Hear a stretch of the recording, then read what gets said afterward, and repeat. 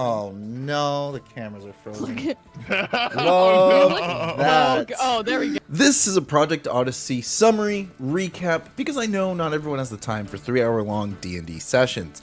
Like and subscribe if you want to see more. Players, if you guys want to introduce your character's name so I know how to pronounce them. Sorry, Josh. Is it Yara? Yura. Yura. No, Ira. Like Ira. Just like a Hurrah! press. Yeah. Like a sound you would make. Yura! Yeah! And you're like, yeah. And stoic. Actually, if you could block the sun so I could just see better. And why would I do that for you? As I turn and address him, my tail is still kind of wrapped around him. Oh! That is the second time I'm trapped under someone's appendage. What? So I tried to, insert some dominance. Didn't really work, but hey, we tried.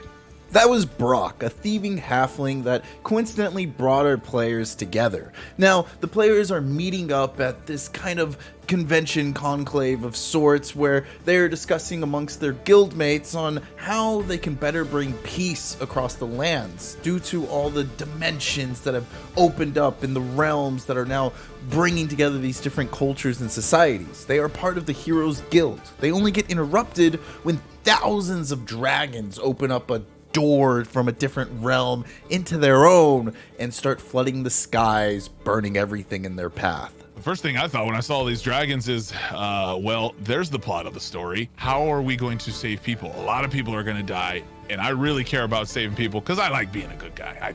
I do. I can't help it. I like it. Anytime you run across a dragon, there's always a bit of pucker factor. And when you see thousands of them, it caused a little bit of panic for sure. I felt really great, that piece that we were just hearing about. Yeah. That's staying there. Yeah. I felt good. Taking the guild diplomat with them and trying to flee to the mountains, they were quickly stopped by the dragon kobold forces on the bridge. We're gonna do our best to try to save. I mean, you don't have to save them, but there are people in danger. Do what you want to do. Man, people are just so annoying. Like, why is it my responsibility to deal with that? Oh, it's called collateral damage for a reason. There you go. Collateral damage is a theme of life, especially in the D&D world with the battles and the wars that take place. 4 HP, if I could have more. We'll figure it out. All right. We'll figure it out. Just now, you'll die. Maybe roll a new character, and then we'll go from there. I need the HP, okay? Where's my HP? That just means Edda's gonna see her sister die and run out and be like, you're all gonna die! Oh, the flare is still going off, by the way. That's great. I'm gonna let it there. Yep, you're all good. Do you? I see the enemy in front of me. I worry about the enemy in front of me. The enemies that come later from that flare, that's a later alley problem, okay? I'm also going to use my sweeping attack maneuver. Okay. Which, when I hit with a melee weapon, you can expend one superiority. I live in an anemone. Why? Yeah, my intelligence is low in this game, okay? The first attack. Can you do me a favor, Mara? Can you roll a d6 3 more times? You're either really unlucky or the computer is bugged. No, you're just really unlucky. Okay. You want to take that one instead? I'll gladly take that one. Are these your possessions on your left side? I point towards the possessions and I quickly pickpocket. You quickly as he's distracted. He's like, make a sleight of hand check. Hefty innkeeper's coin purse, 20 gold added to your pockets. It's just gonna be a roll of cheese. You got 36 cheese wheels added to your inventory. What you thought were whole one coins, right but they now. were these miniature cheese wheels. Begin to chant, but it's gonna just sound like a lot of guttural hummings and just like what's that Norse? What's that Norse singing where they like sing out of their throat? They're like, like Throat singing? Yeah. Just a low level. 19. Does 19 hit? Yeah, both you guys hit. Loving your rolls, Mara. Keep them up. He comes running through the smoke, kind of just like screaming Bloody Mary, being like, they're more formidable than they look. And then thunk. Passes out as an arrow hits him in the back, and a blood trail goes. 7 plus 4, 11 points of damage. 11 points of damage, as this time you hear a squawking noise as a thunk. Ah! It's from the other side. I call out in Draconian, gotcha, bitch. How much damage did I take? Down there. So you're also hitting Kai, by the way. Yeah, that's fine. All right, Kai.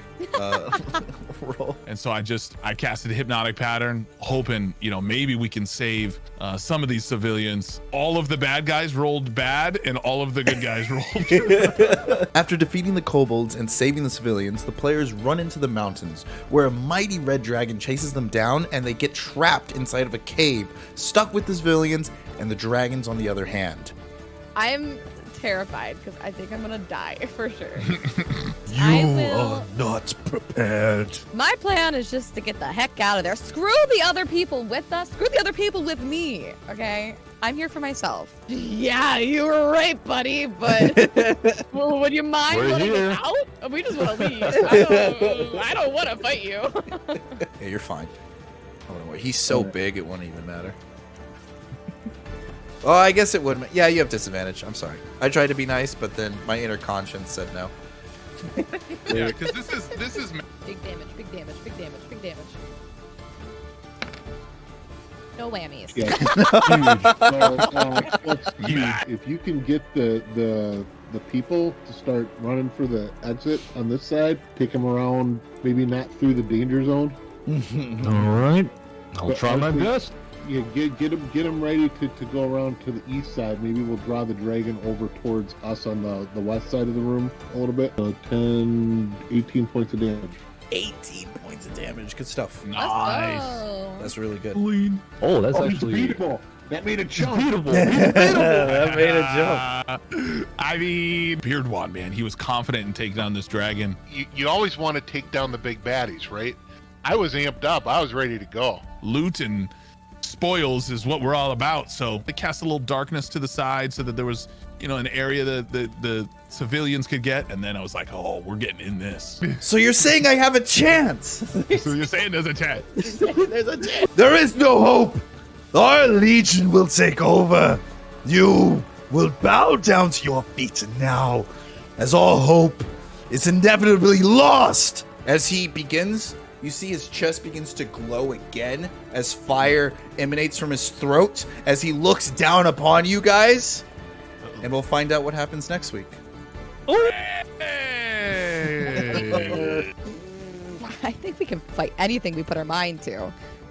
But I also think we should run away. My character's resistant to fire, so I'm chilling. We couldn't squad wipe on friggin' episode 2, so come on, we had to be all right, right? I think, right? The back of my mind, I'm thinking, okay, what kind of goodies does this thing have stashed in here? I didn't want to be like Allie and run away. All right, you're caught up now. Do you want more? Go check out this video right here. It's the full stream, and you can get all the meat and potatoes with it. And if you want to catch us live, we play on the last Saturday of every month. Subscribe so you don't miss out. Until next time, play nice.